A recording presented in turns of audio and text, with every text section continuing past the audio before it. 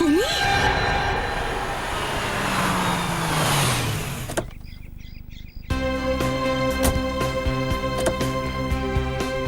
Anita,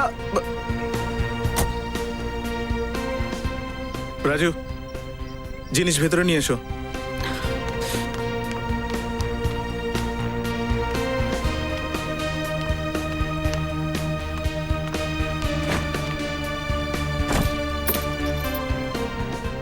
sorry ভাই। আচ্ছা তুমি এক কাজ করো, তুমি আমার উপর চেঁচিয়ে নাও, কিন্তু প্লিজ এরকম চুপ করে বসে থেকো না। আচ্ছা ঠিক আছে, চলো আমি হোটেল থেকে খাবার অর্ডার করছি। তাওয়া পোলাও খাবে তো? অনিতা তুমি সকাল থেকে কিছু খাওনি, আমার একটা খাবার উপরে দেখিও না। আর কোনো রাস্তা আছে আমার কাছে? সবসময় এই একই জিনিস করো, প্রথমে ভুল করো তারপর সরি বলে নাটক। এক্সকিউজ মি, আমি একজন বিজনেসম্যান, আর টাকা রোজগার করার জন্য পরিশ্রম করতে হয়, আর সময়ও দিতে হয়। আচ্ছা, তো পুরো সময়টা বিজনেসকেই দিতে হয়, আর আমাকে দেওয়ার জন্য একটুও সময় নেই তোমার কাছে। যদি এরকমই করার ছিল তাহলে কি দরকার ছিল আমায় দুবাই নিয়ে যাওয়ার? আমি তো বাড়িতেই ঠিক ছিলাম। আরে অদ্ভুত ব্যাপার, তুমিই তো জেদ করেছিলে যে তুমি দুবাই যেতে চাও। নিয়ে গেলেও সমস্যা, না নিয়ে গেলেও সমস্যা। সাথে নিয়ে যাওয়ার কথা বলেছিলাম সুভাষ। তুমি আমাকে বলো, এই পুরো ট্রিপটায় কতক্ষণ সময় একসঙ্গে ছিলাম? ব্রেকফাস্ট টেবিলে আমরা একসঙ্গে ব্রেকফাস্ট করি, আর তুমি ফোনে তোমার সেক্রেটারির সাথে কথা বলো। তুমিও তো শপিং করার জন্য ব্যস্ত থাকতে। কত সোনা কিনেছো তুমি? আচ্ছা, তো বলো আমাকে কতটা সোনা কিনেছি আমি? আমি আমি কোথায় যাই, কতটা শপিং করি, তোমার কোনো দরকার আছে তা দিয়ে? পুরো 11 লাখ টাকার সোনা কিনেছো তুমি, সব জানি আমি। আমি সোনার খাঁচায় থাকতে চাই না সুভাষ। একজন স্ত্রী তার স্বামীর সঙ্গ আর সময়ও চায়, আর এরকমটাই যদি চলতে থাকে তাহলে আমি বলে দিলাম আমাদের বিয়ে মোটেই টিকবে না। এর তো প্রত্যেক দিনের এই একই ব্যাপার। সব সময় এই একই নাটক করে সুভাষ। প্রথমে ভুল করে আর তারপরে সরি বলে। আমি এই রোজকার ঝগড়ায় পুরো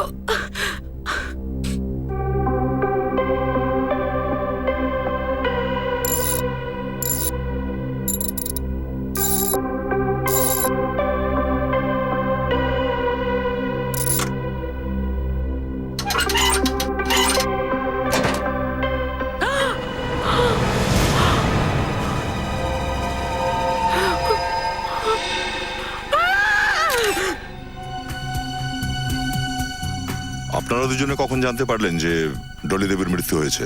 স্যার ঘন্টাখানেক আগে আমরা দুবাই থেকে ল্যান্ড করে সোজা মুম্বাই বাড়িতে এসেছি। অনিতা গয়না রাখার জন্য যেই সিন্দুক খুলেছে তখনই না ওর মধ্যে গয়না ছিল, না আমার ইম্পর্টেন্ট ফাইলগুলো। ওতে তো শুধু ডলি দেবীর লাশ ছিল। আচ্ছা, কতদিনের জন্য আপনারা দুবাইতে ছিলেন? 1 সপ্তাহের জন্য স্যার। 1 সপ্তাহের জন্য আপনারা দুবাইতে ছিলেন। আপনাদের সেক্রেটারি এখানে বাড়িতে কি করছিল? আপনাদের দুজনের অনুপস্থিতিতে আপনার সেক্রেটারি দরজা খুলে বাড়ির মধ্যে ঢুকলো, হ্যাঁ, আপনাদের বেডরুমেও ঢুকলো, আপনাদের সিন্দুকটা খুললো, আর নিজেকে নিজে সিন্দুকের মধ্যে আটকে রাখলো। ওকে সুইসাইড করতে চাইছিল? স্যার আমরা সত্যিই জানি না এখানে কি হয়েছে। লাস্ট 1 উইক ধরে তো সুভাষ আমার সঙ্গে ছিল, আর এর মধ্যে তো ডলির সাথে ফোনে কথাও হয়েছে অনেকবার। আপনি চাইলে ওর ফোন রেকর্ডস চেক করতে পারেন। না ফোন কেন? স্যার আমাদের পাসপোর্টটা দেখে নিন না স্যার, আমরা মিথ্যে বলছি না স্যার। আচ্ছা, শেষবার কখন কথা হয়েছিল আপনার ডলির সাথে? কাল রাত প্রায় 9টার সময় ফোন করেছিল। বিরার হাউজিং কমপ্লেক্সে ইলেকট্রিক মিটার লাগানোর জন্য ওর কিছু কাগজপত্রের দরকার ছিল। আমি বললাম ওই ডকুমেন্টসগুলো সিন্ধুকে আছে, আমি মুম্বাই ফিরে এসে ওকে দেবো। তার মানে দাঁড়াচ্ছে আপনাদের বাড়ির চাবি ডলির কাছে ছিল না? না স্যার, কখনোই না। তাহলে আপনাদের বাড়ির ডুপ্লিকেট চাবি ডলির কাছে এলো কি করে? স্যার হতে পারে ডলি নিজের সাথীর সাথে চুরি করার জন্য বাড়িতে ঢুকেছিল, আর ওর সাথী ওকে ঠকিয়েছে, সমস্ত জিনিস নিয়ে নিজে পালিয়ে গেছে। স্যার প্লিজ যে কোনো ভাবে আপনি আমার গয়নাগুলো খুঁজে দিন। ওগুলোর মধ্যে আমাদের পারিবারিক হীরের হারটাও আছে, আর ওটা ভীষণ দামি। ওটাতে বেগুনি রঙের হিরে লাগানো আছে। Please sir. বংশানুক্রমিক হার? হ্যাঁ, ওদের ফ্যামিলিতে এই ট্রেডিশনটা বহুদিন ধরে চলে আসছে যে হারটা নতুন বউকে দেওয়া হয়।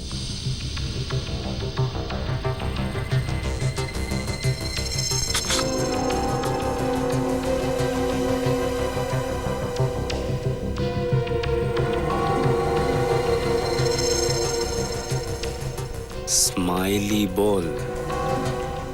মন্টি? মন্টি মানে ওই কুখ্যাত জুয়েল থিফ? হ্যাঁ নিখিল, ওই গয়নার চোর যার পেছনে দেশের সব পুলিশরা লেগে রয়েছে, কিন্তু প্রতিবারই চোখে ধুলো দিয়ে পালায়। আর সব থেকে বড় ব্যাপার এটা যে আজ পর্যন্ত কেউ ওকে দেখেনি। স্যার। হ্যাঁ রজত, এই স্মাইলি বলটা পাওয়া গেছে সিন্ধুক থেকে। স্মাইলি মানে সবকিছু মন্টি করছে নাকি? হতে পারে স্যার। দয়া, হ্যাঁ ডক্টর। এক মিনিট। দয়, ডলির চোখের মধ্যে যে এই লাল রঙের দাগটা দেখা যাচ্ছে না, এইটা অক্সিজেন কম হওয়ার কারণে হয়েছে। শ্বাস বন্ধ হয়ে গেছিল এর, সেই কারণে মৃত্যু হয়েছে। তার মানে কেউ ওকে গলা টিপে মেরে দিয়েছিল আর তারপরে সিন্ধুকে ঢুকিয়ে দেয়। না রজত, যে সময় ডলিকে এর মধ্যে বন্ধ করা হয়েছিল তখন বেঁচে ছিল, দম বন্ধ হওয়ার কারণে মারা গেছে। জীবন্ত মানুষকে আটকে দেওয়া হয়েছিল? আর এর 3টে কারণ আছে। একটা তো এর দরজার ভেতর দিকটা একটুখানি তুবড়ে আছে, এমন মনে হচ্ছে যে কেউ ঘুষি মেরে এই দরজাটা খোলার চেষ্টা করেছিল। দ্বিতীয়টা, এই দরজার পেছন দিকটায় আঁচড়ানোর চিহ্ন আছে, কেউ ছটফট করবার সময় এই আঁচড়গুলো পড়েছে। আর তৃতীয়টা, এই দরজার রংটা দেখছো, এইরকমই রং, এই দেখো, ডলির নখের ওপর লেগে আছে। বেচারা কত চেষ্টা করেছিল সিন্ধুক থেকে বেরোতে, কিন্তু যখন সফল হয়নি তখন দম বন্ধ হয়ে মারা হ্যাঁ যায়। রজত, সিন্ধুকের সমস্ত মালপত্র বাইরে বের করে নিয়েছিল আর ডলিকে সেই খালি সিন্ধুকের মধ্যে ভরে দিয়েছিল। আর এ সবই করেছে এই স্মাইলি বল রেখে যাওয়া মন্টি নিজে। আমার মেয়ে,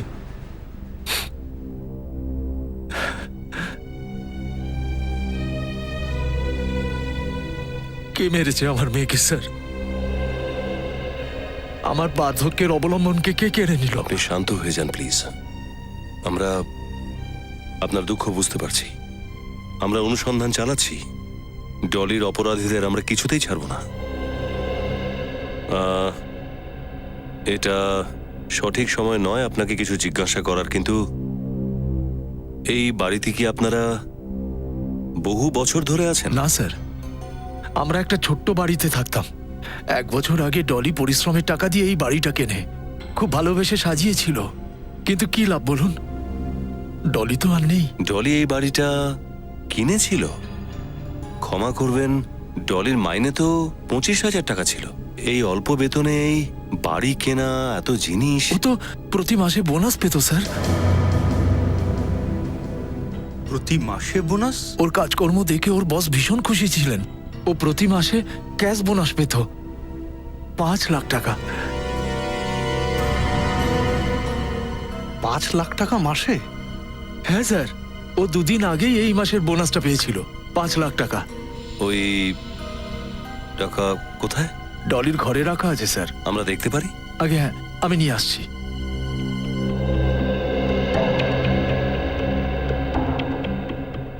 স্যার, এই ডলি যতই পরিশ্রম করুক না কেন, কিন্তু 5 লাখ টাকা কেউ কাউকে কেন দেবে প্রতি মাসে?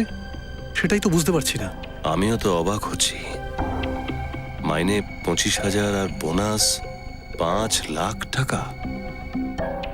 ডলির বস সুভাষবাবুর সাথে দেখা করতেই হবে।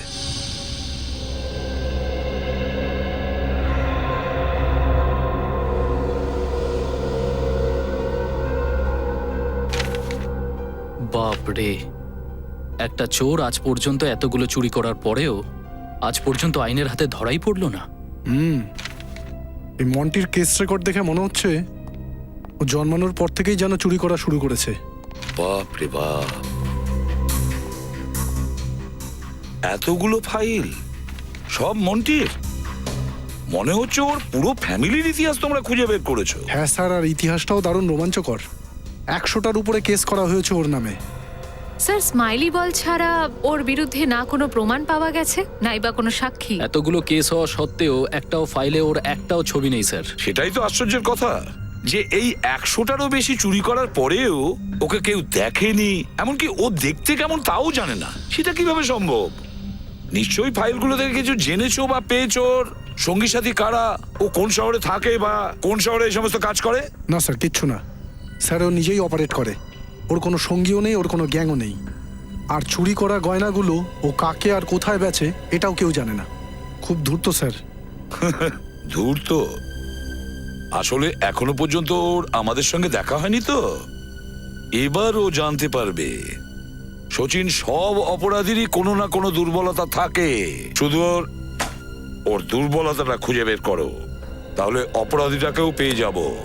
স্যার, একজন ইন্সপেক্টর বর্ধন আছে যে 2 বছর ধরে মন্টিকে ধরার জন্য পড়ে আছে। আর মন্টির বেশিরভাগ কেসেরই তদন্ত উনিই করেছেন। ইন্সপেক্টর বর্ধন?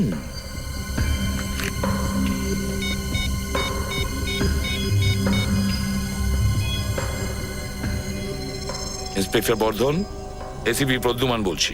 এবার তো এই টেন্ডারটা আমিই পাবো। এর থেকে সস্তা আর কোনো কোম্পানি দিতেই পারবে না। আপনারা? ডলি মার্ডার কেসের ব্যাপারে আপনার কাছে কিছু জিজ্ঞাসা করার ছিল। আগে আমার যতটুকু জানা আমি তো আগেই বলেছি আপনাদের। কিন্তু আপনি আমাদেরকে এটা কেন বলেননি যে প্রত্যেক মাসে বোনাস বাবদ আপনি ডলিকে 5 লাখ টাকা দিতেন? এই দয়া কিসের কারণে? 5 লাখ টাকা প্রতি মাসে? আগে হ্যাঁ, আর এই টাকা আমরা ডলির বাড়ি থেকে পেয়েছি। ও একজন কনস্ট্রাকশন কোম্পানির সেক্রেটারি হওয়া সত্ত্বেও ওর বাড়িটা বেশ এলাহি আর জীবনটাও বেশ রাজকীয়ভাবে কাটাতো। মিস্টার সুভাষ, সত্যি কথা বলবেন, ডলি কি আপনাকে কোনো বিষয় নিয়ে ব্ল্যাকমেল করছিল? আপনাদের দুজনের কি অ্যাফেয়ার চলছিল, নাকি ওর মুখ বন্ধ করার জন্য আপনি ওকে খুন করলেন? না না না, ভুল হচ্ছে কোথাও। আমার ডলির সঙ্গে কোনো ব্যাপার ছিল না। আর ওই 5 লাখ টাকার ব্যাপারটা তো জানি না। স্যার, আমি আপনাকে আগেই বলেছি যে এ ব্যাপারে আমি কিচ্ছু জানি না। এরকম সহজ সরল কথা এর আগেও বহু অপরাধীর মুখে আমরা শুনেছি। ফ্রেডি, একটা কথা বলো, মিস্টার সুভাষ ছুটি কাটাতে বাইরে গিয়েছিলেন, আর যখন উনি ফেরত এলেন তখন ওনার সিন্দুকের ভেতর থেকে ডলির লাশ পাওয়া গেল, আর ডলির বাড়ি থেকে আমরা 5 লাখ টাকা পেলাম। তো কি মনে হচ্ছে তোমার? ফ্রেডির অভিজ্ঞতা তো এটাই বলছে যে ইনি আমাদের কাছে কিছু লুকোচ্ছেন। যেটা আসল সেটা দেখা যাচ্ছে না, আর যেটা দেখা যাচ্ছে সেটা আসল না না, আমি কিছু লুকাচ্ছি না। আমি যখন কোনো ভুল করিনি তাহলে ভয় পাবো কেন? আপনারা চাইলে আমার কোম্পানি আর আমার ব্যাংক ডিটেলস চেক করতে পারেন। আমি ডলিকে শুধু স্যালারি দিতাম প্রতি মাসে, আর কিচ্ছু না।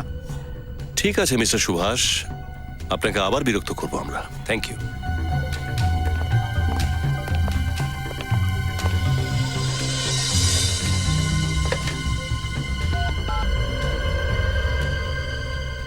হ্যাঁ, আজকে আমার সমস্ত অ্যাপয়েন্টমেন্ট ক্যান্সেল করো। আজকে আমার একটা খুব জরুরি কাজ আছে। আরে ও দিদি বৌদি মনিরা, তাজা সবজি নিয়ে যাও, সবজি নিয়ে যাও, বেগুন নিয়ে যাও, তাজা আলু কপি নিয়ে যাও।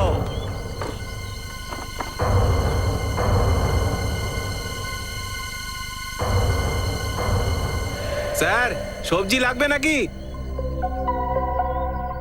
গাজর লাগবে স্যার? না। মূলো মূলো? আরে বললাম না চাই না, যাও। মন্টিকেও লাগবে না?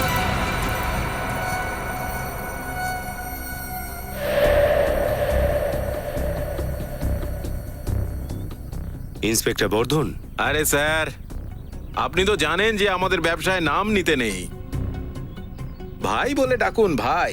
আচ্ছা বেশ ভাই, আপনার এই টমেটো দিয়ে আমি কি করব? মন্টিকে কোথায় পাবো?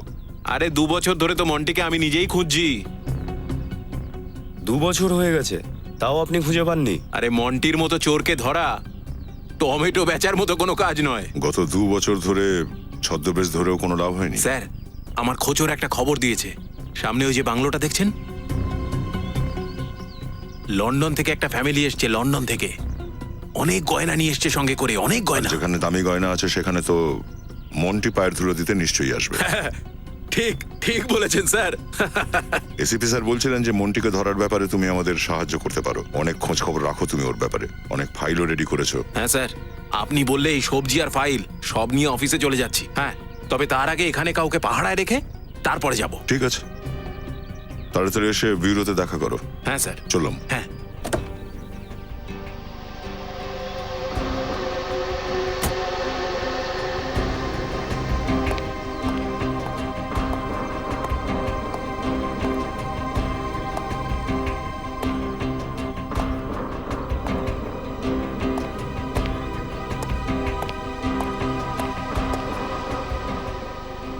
আমাকে এখানে কেন ডেকেছেন? কোনো জরুরি কথা? খুব জরুরি কথা। সিআইডি আমার অফিস পর্যন্ত পৌঁছে গেছে। সিআইডি? কিন্তু কেন? ওই বিশ্বাসঘাতক ডলির জন্য। আমি তো আগেই সন্দেহ করেছিলাম ওকে। অপয়া ছিল, অপয়া। যখন বেঁচে ছিল তখন ওর জন্য আমার বিজনেসে লোকসান হয়েছিল, আর মরার পরেও আমার এত বড় ক্ষতি করে দিয়ে গেল। আপনি শান্ত হয়ে যান আরে কি সুভাষবাবু। করে শান্ত হয়ে যাব? ওর গলাটা নিজের হাতে যদি আমি টিপে দিতাম না, তাহলেই সবচেয়ে ভালো হতো। সিআইডি আমাকেই সন্দেহ করছে। কিন্তু এখন আপনি কি চাইছেন? এবার গল্পটা শেষ করো। এই নাও টাকা, আর ভুলে যাও যে আমাদের কখনো দেখা হয়েছিল। আজকের পর থেকে আমার সাথে যোগাযোগ করার কোনো চেষ্টা করবে না। যদি কেউ জানতে পারে যে এই কাজটা আমি তোমাকে দিয়ে করিয়েছি, তাহলে নিজের মুখ খোলার জন্য বেঁচে থাকবে না তুমি। বুঝেছো? আমার শুধু টাকার দরকার ছিল, যেটা আমি পেয়ে গেছি। এবার আপনি ধরে নিন যে আমার মুখে তালা পড়ে গেল। তালা তো জেলের গলাতেও লাগাতে হবে, কিন্তু সেটা তোমাদের দুজনকে জেলে ঢোকানোর পরে। সিআইডি? হ্যাঁ, সিআইডি। সুভাষবাবু, আপনি টাকা দিয়ে ওর মুখটা তো বন্ধ করে দিলেন, কিন্তু আফসোস, তবু আমাদের ওকে মুখ খোলাতে হবে। এবার আপনি কি নিজে মুখ খুলবেন, নাকি আমাদেরই ওর মুখের তালাটা ভাঙতে হবে?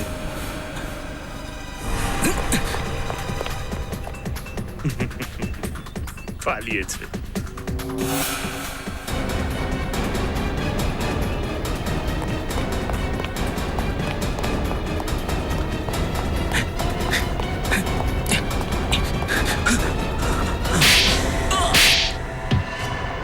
না স্যার। কিসের জন্য সুভাষ তোমাকে টাকা দিচ্ছিল? স্যার, আমার নাম বিদ্যুৎ, আর আমি থার্ড আই ডিটেকটিভ এজেন্সির মালিক। থার্ড আই ডিটেকটিভ এজেন্সির মালিক? Yes sir. তো আমাদের দেখে পালালে কেন? স্যার, আমি ভয় পেয়ে গিয়েছিলাম, কারণ আমি জানি যে সিআইডির লোকেরা কিভাবে জিজ্ঞাসাবাদ করে থাকে। কিন্তু তোমার ডলির সাথে কি সম্পর্ক? স্যার, ওকে আমি হায়ার করেছিলাম। আমার সন্দেহ ছিল যে আমার অফিসের কোনো স্টাফ আমার টেন্ডারের কনফিডেন্সিয়াল ফাইল আমার কোনো শত্রুকে বিক্রি করছে। সেজন্য বেশ কিছু মাস ধরে আমার অনেক টেন্ডার হাত থেকে বেরিয়ে গেছে। প্রতিবার অল্প কিছু টাকার তফাৎ হতো। আমাদের আগে বলবেন তো যে আপনি ডিটেকটিভ। খোঁজ করে কি জানতে পারলেন? ডলির উপর ওনার সন্দেহ ছিল, তাই আমি ওর উপর নজরদারি চালাচ্ছিলাম, কিন্তু আমি ওর আচরণে সেরকম কিছু পাইনি। তো এই 5 লাখ টাকা যেটা ডলির কাছে প্রত্যেক মাসে আসতো, সেটা কি? সেটাই তো স্যার।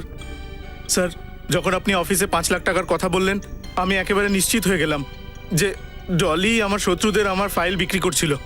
তারপরে আমি ওকে এখানে ডাকলাম, ওকে টাকা দিলাম আর বললাম যে ও যেন সব ভুলে যায়। আপনারা যদি ওর কাছে পৌঁছে যেতেন তো আপনারা জানতে পেরে যেতেন যে ও ডলির ওপর আমার কথাতেই নজর রাখছিল, আর কোনো না কোনোভাবে আপনাদের মনে হতো যে ডলিকে আমিই মেরেছি।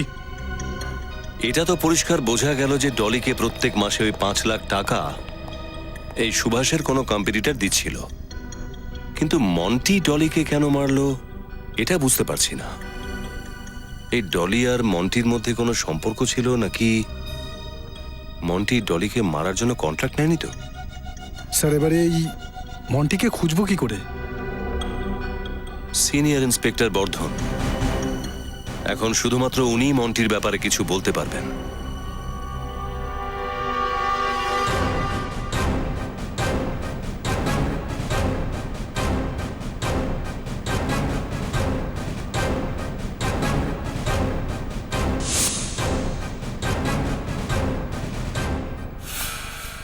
Sir, inspector Bardhan reporting.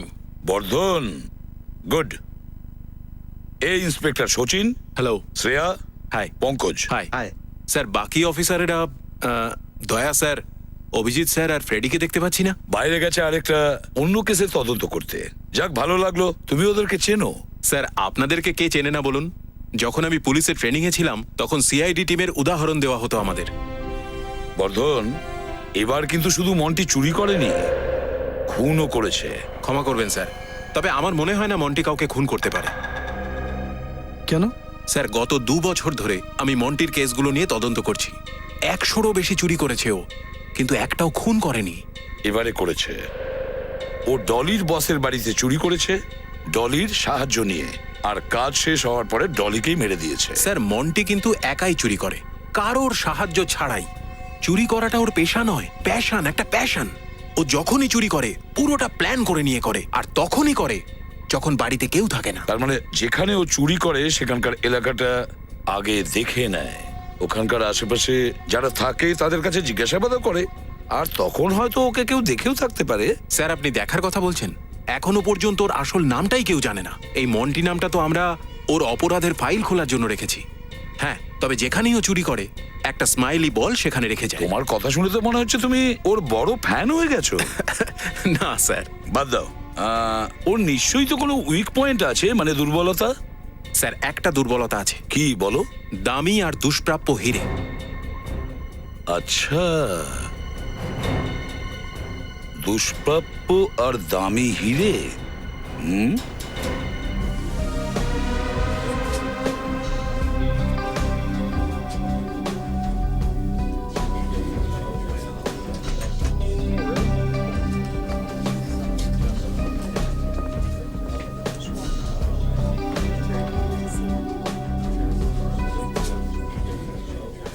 Sir,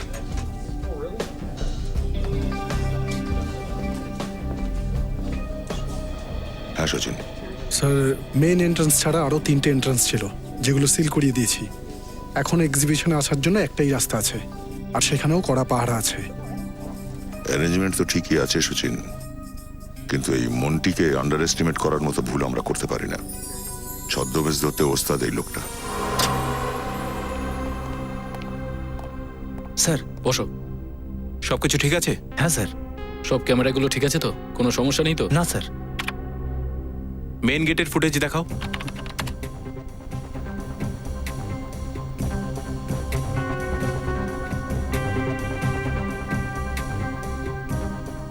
এক এক করে সব কটা ক্যামেরার ফুটেজ চেক করতে থাকবে। মন্টি কিন্তু খুবই চালাক, ক্যামেরাগুলোতে গন্ডগোল করে দিতে পারে, বুঝেছো? হ্যাঁ স্যার।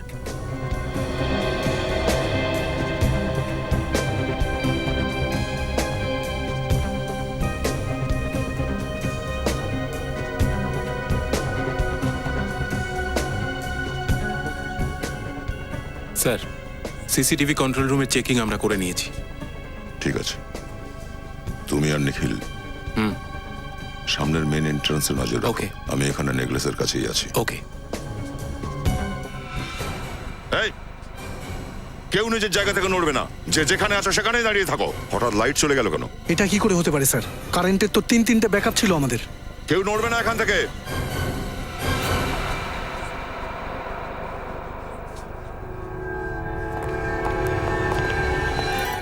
এ হার কোথায় গেল?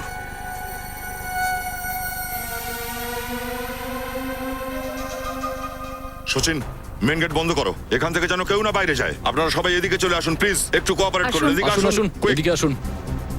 শ্রেয়া, নিখিল, সবাইকে সার্চ করো। এই মন্টি এই রুমের মধ্যেই কোথাও আছে। স্যার পাওয়ার ফেলিওরের কারণে সিসিটিভি রেকর্ডিংও হয়নি হয়তো। কোনো ব্যাপার নয়, এই এক্সিবিশন থেকে বাইরে বেরোনোর সব রাস্তা আমরা বন্ধ করে দিয়েছি। এদের মধ্যেই কেউ একজন মন্টি।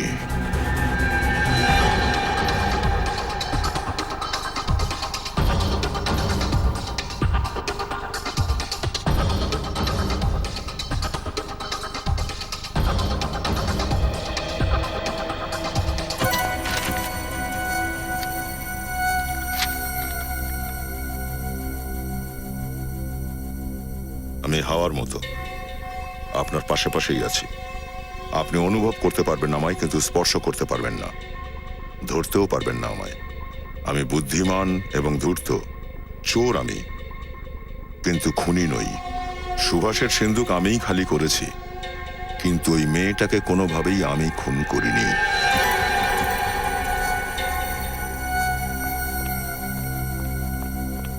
স্যার হলে যতজন লোক আছে সবার তল্লাশি করেছি, নেকলেস কারোর কাছে পাইনি। স্যার আমিও হারটা পেলাম না। এই মন্টি 30 সেকেন্ডের মধ্যে হারটা চুরি করা, এই চিঠিটা রাখা, আর এই রুম থেকে বেরিয়ে যাওয়া কি করে সম্ভব একজন মানুষের পক্ষে? এবার কি করবো স্যার? মন্টির পথেই ভাবো। নেকলেস চুরি যখন করেছে কোথাও না কোথাও বেচবে তো নিশ্চয়ই। শহরে এমন যত জহুরি আছে যারা চুরির জিনিস কেনাকাটা করে, সব জায়গায় রেড করো। একবার যদি এই মন্টিকে হাতে পাই আমি, তাহলে 30 সেকেন্ড নয়, সারা জীবন ওকে অন্ধকারের মধ্যে রেখে দেব।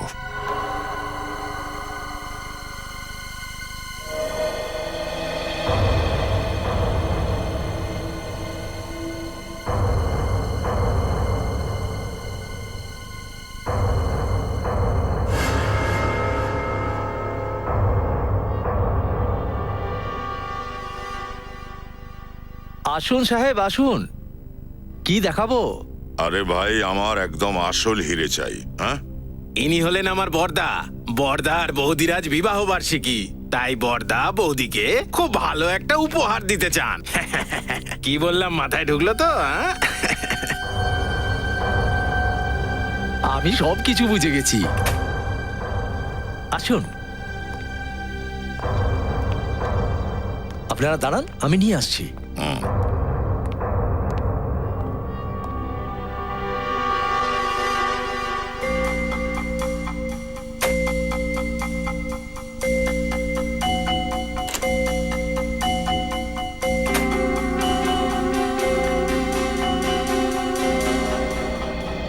আরে কি মজা করছেন আপনি? হ্যাঁ, আপনার এই বাসি খাবার আমার খাওয়ার দরকার নেই। সাহেব, কৌটো দেখে ভুলবেন না, এটা ভেতরের ব্যাপার, পুলিশের চোখ থেকে বাঁচিয়ে রাখতে হয়। হ্যাঁ?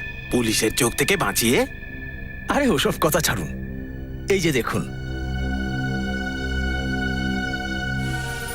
এই যে দেখুন, 200 বছরের পুরনো মারবারের রাজ পরিবারের। আবার এটা জিজ্ঞেস করবেন না যেন কোথায় পেলাম।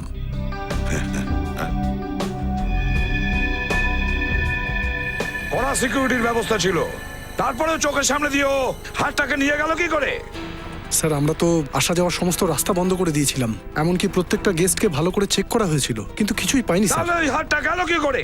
কোথায় গেল হাতটা? ওটা কি এমনি এমনি চলে গেছে? সব চেকিং নাকি করেছে? কোনো না কোনো চালাকি নিশ্চয়ই করেছে ওই মন্টি, কোনো না কোনো চালাকি করেছে। সব ফাইল বের করো, আবার বের করো, কিছু না কিছু নিশ্চয়ই মিস হয়েছে, কিছু না কিছু নজর এড়িয়ে গেছে।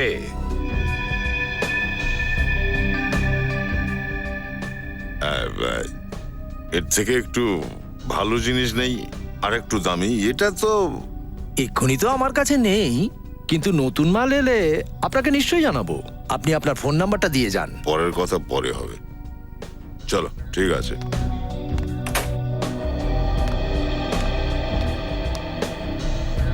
ওই গয়নাগুলোর মধ্যে আমাদের পারিবারিক হীরের হার আছে, যার মধ্যে বেগুনি রঙের হিরে আছে। এই হারটাও মন্টি চুরি করেছিল। না স্যার, হতেই পারে না, আমি তো এটা আগে কখনোই দেখিনি। বর্ধন, এই হারটা সুভাষের সিন্ধুক থেকে চুরি হয়েছিল, আর যেহেতু ডলির লাশটা সিন্ধুকের মধ্যে পাওয়া গিয়েছিল, তাই কেসটা সোজা সিআইডির কাছে এসেছিল, তোমার ডিপার্টমেন্টে চাইনি। মন্টি বেঁচেছে এই হারটা। চলো, চলে এলাম। কি হলো, মত পাল্টে গেল নাকি? হাতটা দিয়ে দেবো? হ্যাঁ, দিয়ে দাও। এবার এইটা বলো যে মন্টি কোথায়? মন্টি? কে মন্টি? আপনারা কারা? ওয়াচম্যান? ইন্সপেক্টর দয়া, সিআইডি অফিসার। সিআইডি? এবার ডাক্তার ওয়াচম্যানকে। সিনিয়র ইন্সপেক্টর বর্ধন, ক্রাইম ইউনিট। যা বলবে ভেবে চিনতে বলবে, না হলে কিন্তু তোমার একটা ভুল সারা জীবনের জন্য আফসোস হয়ে দাঁড়াবে। আমাকে ক্ষমা করে দিন স্যার, আমি ভয় পেয়ে গেছিলাম।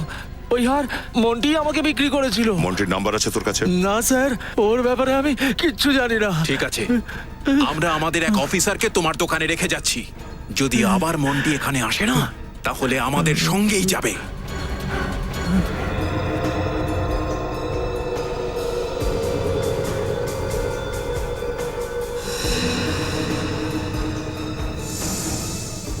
ক্রাইম রিপোর্টের ওপরে বর্ধনের টিপসই, এখানে তো সিগনেচার দেখছি, তাহলে টিপসই কেন? এই ফাইলগুলোতে তো ওনার টিপসই আছে। স্যার, এই ফাইলে সিগনেচার আছে। কোনো ফাইলে টিপসই, কোনো ফাইলে সিগনেচার, রহস্যটা কি? এই হিসেবটা কিছুতেই মেলাতে পারছি না। শ্রেয়া, বর্ধনকে ফোন করো তো।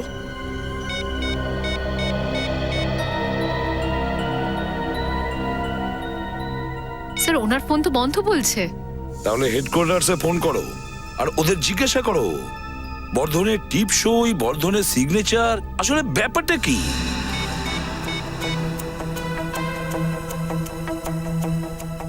হ্যালো, হ্যাঁ, আমি ইন্সপেক্টর শ্রেয়া বলছি সিআইডি থেকে।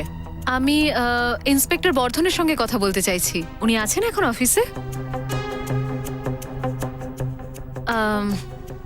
আচ্ছা, একটা কথা বলুন, উনি ওনার কেস ফাইলগুলোতে সিগনেচার করেন নাকি টিপসই দেন? ওকে, থ্যাংক ইউ। কি বললো?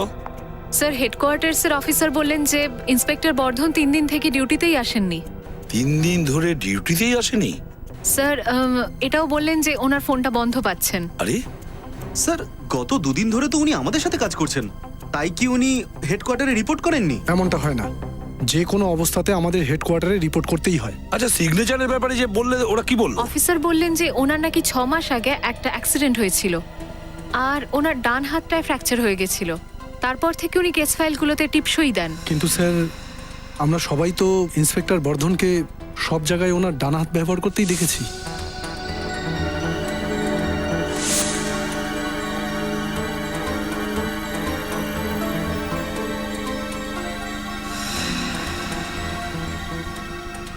ছ মাস আগে ডান হাতটা ফ্র্যাকচার হয়েছে, আর তা সত্ত্বেও ও ডান হাতটাই ব্যবহার করে যাচ্ছে।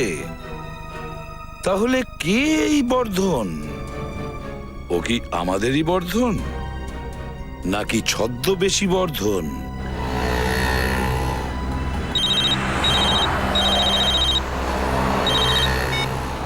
হ্যাঁ স্যার। কি ইন্সপেক্টর বর্ধন? স্যার একটু আগেই তো আমার সঙ্গে ছিল, বেরিয়ে গেছে। ও নো। ওঠ ওঠ। কি করছেন? আমার সময় একদম নষ্ট করবি না। একটা প্রশ্ন করব আর একদম এক কথায় তার জবাব চাই, আর সেটাও সত্যিটা। ওই যে লোকটা আমার সঙ্গে এসেছিল এখানে, কে ছিল ও? হ্যাঁ বল। ওই মন্টি ছিল। বর্ধনই মন্টি ছিল? বলিস নি কেন আমায় তখন? আমি মন্টিকে আপনার সাথে দেখে ভয় পেয়ে গেছিলাম। কি বলতাম, ও তো আপনার সামনে আমায় চুপ থাকার হুমকি দিয়েছিল। এ তো যা বলবে ভেবে চিনতে বলবে। মন্টি। মন্টি, মন্টি, গত 2 দিন ধরে ও আমাদের ঠকাচ্ছিল। ও আমাদের সঙ্গে বসে খাবার খেয়েছিল আর আমাদের সাথে কথা বলেছিল, আর এমনকি ও আমাদের সাথে তদন্ত করতে ও এখানে এসেছিল। আর তারপরেও আমরা জানতে পারিনি যে ও ইন্সপেক্টর বর্ধন নয়, ও মন্টি। হ্যাঁ স্যার, ওকে চিনতে গিয়ে আমাদের খুব বড় ভুল কেন হয়ে গেছে। সচিন, কেন কেন এই ভুলটা আমাদের হবে? কিভাবে এই ভুলটা হলো? কিভাবে ওকে আমরা আমাদের সবাইকে বোকা বানাতে দিলাম? কিভাবে কারো কোনো ওর প্রতি সন্দেহ হলো না? স্যার, ও কখনো ওকে সন্দেহ করার সুযোগই দেয়নি। ইন্সপেক্টর বর্ধন আমাদের বাংলো রোডে ডেকেছিল স্যার দেখা করতে, আর ওখানে পৌঁছে এই মন্টিকে পাই। ও তখন সবজিওয়ালার ছদ্মবেশে ছিল। সরি স্যার, আমি ওকে তখন চিনতে পারিনি। না দয়া, ভুলটা তোমার একার নয়, ভুলটা আমাদের সকলের ভুল। কিছুতেই বুঝতে পারছি না, বুঝে উঠতে পারছি না এই মন্টি জানতে পারলো কি করে যে আমি ইন্সপেক্টর বর্ধনকে বলেছি যে তুমি আমাদের সাথে এই কেসটার তদন্ত করতে সাহায্য করো। কিভাবে জানতে পারলো? কিভাবে? ওই সময় তো আমরা ছাড়া আর কেউই ছিল না এই বিউরোতে। কিভাবে? মাই গড!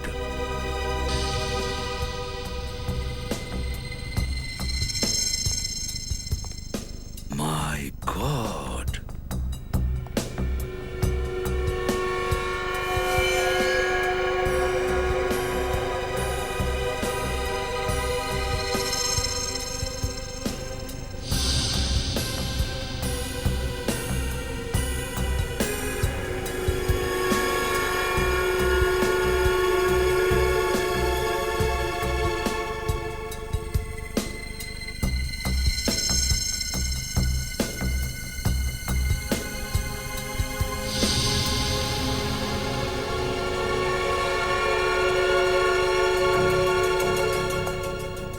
এবার ধরবোটা কি করে একে? হ্যাঁ স্যার, চোরেদের রাজা মনে হচ্ছে এই মন্টিকে। প্রত্যেক পদক্ষেপেই এর বড়সড় প্ল্যান থাকে। স্যার খুব বুদ্ধি আর খুব চালাকির সাথে কাজ করে এই মন্টি। হতে পারে স্যার, এখন ও কোথাও বসে আমাদের উপরে হাসছে। হ্যাঁ, আমাদের তো জলে ডুবে মরা উচিত এই লজ্জার জন্য। লজ্জার ব্যাপার তো বটেই। যদি এই খবরটা খবরের কাগজে বেরোয়, সিআইডির তো নাক কাটা যাবে। আমি তো ওদের সামনেই দাঁড়িয়েছিলাম, তারপরেও সিআইডি আমায় চিনতেই পারেনি। স্যার পরের বার যখন একে আমরা সামনে পাবো তখন তো আমরা একে ধরতেই পারবো না। কেন ধরতে পারবো না? স্যার ও তো রূপ বদলাতে একদম এক্সপার্ট। খুব চালাকো। স্যার সারা দেশের পুলিশ একে এখনো ধরতে পারেনি স্যার। কিন্তু কিছু তো করতেই হবে, ধরতে তো হবেই।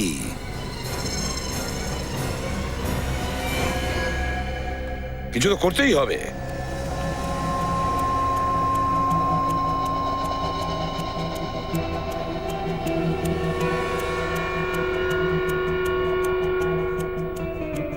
এটা রেঞ্জ। যাও। স্যার, এই লোকটা এত চালাক, ধরবো কি করে একে? সেটাই তো, কোনো সূত্র তো নেই আমাদের কাছে। কি করব, কিভাবে ধরবো ওকে? স্যার এই ট্র্যাকার অনুযায়ী মন্ত্রী খুব কাছেই আছে আমাদের। হ্যাঁ, এক মিনিট। এই মন্টি 500 মিটার রেডিয়াসের মধ্যে আছে।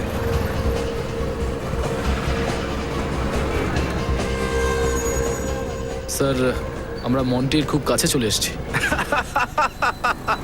হ্যাঁ, খুব হাসি পাচ্ছে না? এই নাম, তোর খুব শখ না নিজের নাম পেপারে ছাপানোর? এই সিপি স্যার বিউরোতে তোর জন্য অপেক্ষা করছেন, মিডিয়াকেও ওখানে ডাকছি। স্যার আমি ডলিকে খুন করিনি। আমি আপনাদেরকে বারবার বোঝানোর চেষ্টা করছি যে আমি ডলিকে মারিনি। সেই জন্য আমি ইন্সপেক্টর বর্ধন সেজে এসেছিলাম। আমার ডলির সঙ্গে কোনো সম্পর্ক ছিল না। আমি তো ডলিকে দেখিও নি। মিথ্যে! তুমি আর ডলি ওই রাতে বাংলোতে গিয়েছিলে। হ্যাঁ স্যার, আমি ওই বাংলোতে গেছিলাম, কিন্তু শুধু চুরি করতে। ডলি ওখানে কি করছিল আমি কিছু জানি না। স্যার আমি চোর, খুনি নই। আমি 100টা চুরি করেছি, কিন্তু আজ পর্যন্ত কাউকে খুন করিনি। আমি খুনি নই, আমি নির্দোষ স্যার, নির্দোষ। যদি তুমি ডলিকে খুন না করে থাকো তাহলে কে কাজটা করেছে? হ্যাঁ, কে? বলো, কি ঘটেছিল সেই রাতে ওই বাংলোতে? সেই রাতে আমি সুভাষের বাড়িতে ওর সিন্ধুকে রাখা গয়না চুরি করতে গিয়েছিলাম। আমি জানতাম যে সুভাষ ওর বউয়ের সঙ্গে দুবাই গেছে।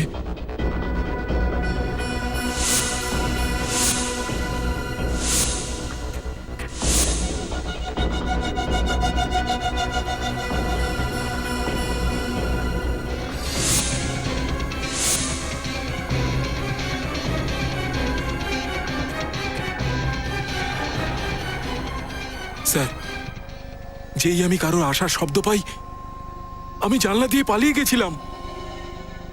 কিন্তু পালানোর আগে তোর হাতে এতটাই সময় ছিল যে তুই মাইক্রোফোনওয়ালা বলটা সিন্ধুকে রেখে পালাতে পারিস। স্যার স্মাইলি বলের ভিতরে আমি আগে থেকেই মাইক্রোফোন ফিট করে রাখতাম, আর যেখানে যেখানে আমি চুরি করতাম সেখানেই বল রেখে আসতাম। কিন্তু কেন? যখন সেই সব লোকেরা জানতে পারতো যে ওদের মূল্যবান গয়না আর হিরে চুরি হয়ে গেছে, তখন ওদের কান্নার আওয়াজ, ওদের দুঃখে হাহুতাশ করার আওয়াজ আমার শুনতে খুব ভালো লাগতো। বেশ অদ্ভুত শখ তো এর। মানে চুরি করার পরে তুমি এসে রিসিভারের সামনে বসে পড়তে লোকেদের কান্না শোনার জন্য? হ্যাঁ না স্যার, আমার রিসিভারের কাছে একটা রেকর্ডিং মেশিন রাখা আছে। যখনই আমি সুযোগ পাই আমি সেই রেকর্ডিংগুলো শুনি। কিন্তু এবারে যখন আমি রেকর্ডিং শুনলাম, আমি জানতে পারলাম যে একটা মেয়ে খুন হয়ে গেছে, আর সিআইডি অফিসারেরা আমাকে সন্দেহ করছে যে আমি ওই মেয়েটাকে খুন করেছি। তখন আমি ভয় পেয়ে গেলাম। তাই আমি ভাবলাম ইন্সপেক্টর বর্ধন সেজে আপনাদের টিমে ঢুকে যাব, আর আপনাদেরকে এটা বিশ্বাস করাবো যে ডলির খুন মন্টি করতেই পারে না। সেটা তো আমরা জেনেই নেব মন্টি বাবু, যে ডলিকে কে খুন করেছে, বুঝেছো? এবার এটা বলো, ওই এক্সিবিশনে এত কড়া পাহারা থাকা সত্ত্বেও তুমি ওই গয়না কিভাবে চুরি করলে? যখন আমি ওই এক্সিবিশনের কন্ট্রোল রুমে গিয়েছিলাম সবকিছু চেকিং করতে, স্যার বসো। তখন আমি ওখানে একটা ছোট সবকিছু ঠিক আছে? ছিলাম এক এক করে সব কটা ক্যামেরার ফুটেজ চেক করতে থাকবে। Yes sir. মন্টি কিন্তু খুবই চালাক, ক্যামেরাগুলোতে গন্ডগোল করে দিতে পারে, বুঝেছো? ওই ডিভাইসের কারণেই 30 সেকেন্ডের জন্য পাওয়ার চলে গিয়েছিল। আপনারা সবার তল্লাশি নিয়েছিলেন, কিন্তু আমাকে ইন্সপেক্টর বর্ধন ভেবে আমার তল্লাশি নেননি। ইন্সপেক্টর বর্ধন কোথায়? আমার বাড়িতে আছে স্যার, ভালো আছে। আমি কখনোই কাউকে আঘাত দিতে চাইনি, শুধু আপনাদেরকে এটা বিশ্বাস করাতে চেয়েছিলাম যে আমি ডলিকে খুন করিনি।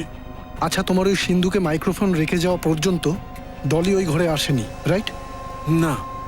তাহলে তো স্যার রেকর্ডিং মেশিনটাতে ডলি আর খুনির আওয়াজ নিশ্চয়ই রেকর্ডিং হয়েছে। ওই রেকর্ডিং আমরা শুনতে চাই।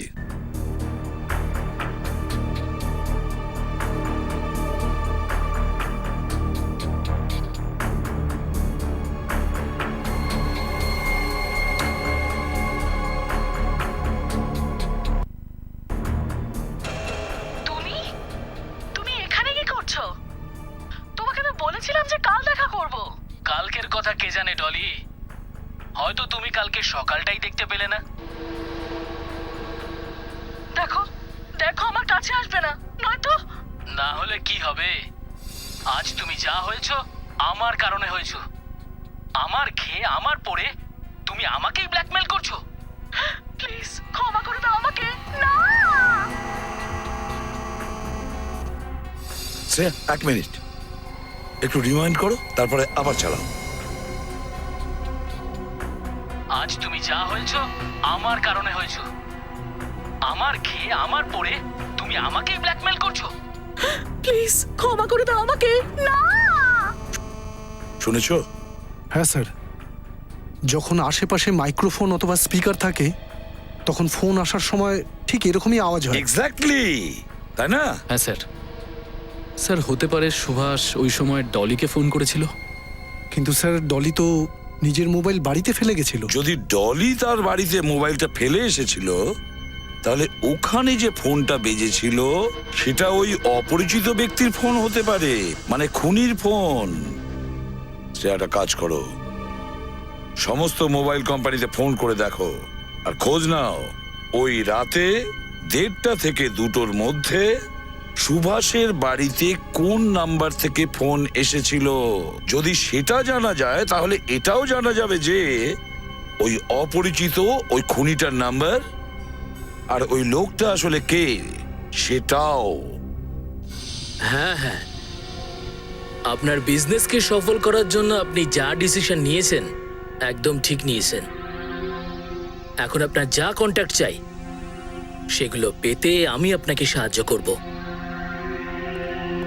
সিআইডির হাত থেকে বাঁচার জন্য তোমাকে কে সাহায্য করবে? সিআইডি? আপনারা এখানে? অপরাধী যেখানে সিআইডিও সেখানে। তোমার কি মনে হয়েছিল যে ডলিকে মার্ডার করার পর তুমি সিআইডির চোখের ধুলো দিয়ে এত সহজেই পার পেয়ে যাবে? হ্যাঁ, মার্ডার? ডলিকে? আমি ডলিকে কেন খুন করতে যাব? স্যার আমি নির্দোষ স্যার। আচ্ছা, আমরা তোমার ফোন রেকর্ড চেক করেছি বিদ্যুৎ। যেই দিন ডলির খুন হয়েছে তুমিও সেখানে হাজির ছিলে, মিস্টার সুভাষের বাংলোতে। ডলির সাথে তোমার যা যা কথা হয়েছিল তার রেকর্ডিং আছে আমাদের সঙ্গে। চাইলে ফরেনসিক টেস্টও করাতে পারো। ব্যুরোতে যাওয়া যাক। ডলিকে তুমি কেন মেরেছো? স্যার ডলি আমার হয়ে কাজ করতো। কিন্তু ও তো সুভাষের সেক্রেটারি ছিল, তাই না? স্যার আমি ওকে সুভাষের ওখানে সেক্রেটারি কাজ পাইয়ে দিয়েছিলাম। আসলে ও আমার খোঁচর ছিল। স্যার আমার ডিটেকটিভ এজেন্সিতে আমরা এজেন্টদের বড় বড় কোম্পানিতে কাজ পাইয়ে দিই, যাতে ওরা সেখানকার মালিকদের ভিতরে খবর আমাকে দিতে পারে। কিন্তু তুমি ওই খবরের সাহায্যে ওখানকার মালিকদের ব্ল্যাকমেল করে ওদের কাছ থেকে টাকা তুলতে, তাই না? কিন্তু সুভাষ তো তোমাকে ওই কোম্পানির ইনফরমারকে খুঁজে বার করার কাজ দিয়েছিল, তাই না? ডলি সেই ইনফর্মার ছিল। আমি চাইনি যে সুভাষ এই সব ব্যাপারে জানতে পারুক, তার ফলে আমার প্ল্যানটা নষ্ট হয়ে যেত। সেই জন্য আমি ওকে বলেছিলাম যে ডলি সহজ সরল। যদি ডলি তোমার জন্যই কাজ করতো তাহলে ওকে খুন করে নিজের পায়ে কুড়াল কেন মারলে তুমি? স্যার, ডলি একেবারে পাল্টে গিয়েছিল, লোভী হয়ে গিয়েছিল। ও আমাকে ব্ল্যাকমেল করতে শুরু করে, আমাকে হুমকি দিতে যদি ওকে বেশি টাকা না দিই তাহলে সিআইডির সামনে আমার মুখোশ খুলে দেবে। ওকে অনেক বোঝানোর চেষ্টা করেছি স্যার। কিন্তু ও তোমার কথা মানেনি বলে তুমি ওকে মেরে দিয়েছো। হ্যাঁ স্যার। ওকে সিন্ধুকে বন্ধ করে দিয়েছো, তাই বেচারি দম বন্ধ হয়ে মারা গেছে। তোমাদের মতো লোকেদের তো ফাঁসি হওয়া উচিত, ফাঁসি। For more updates, subscribe to our channel, click the show links and enjoy watching the videos.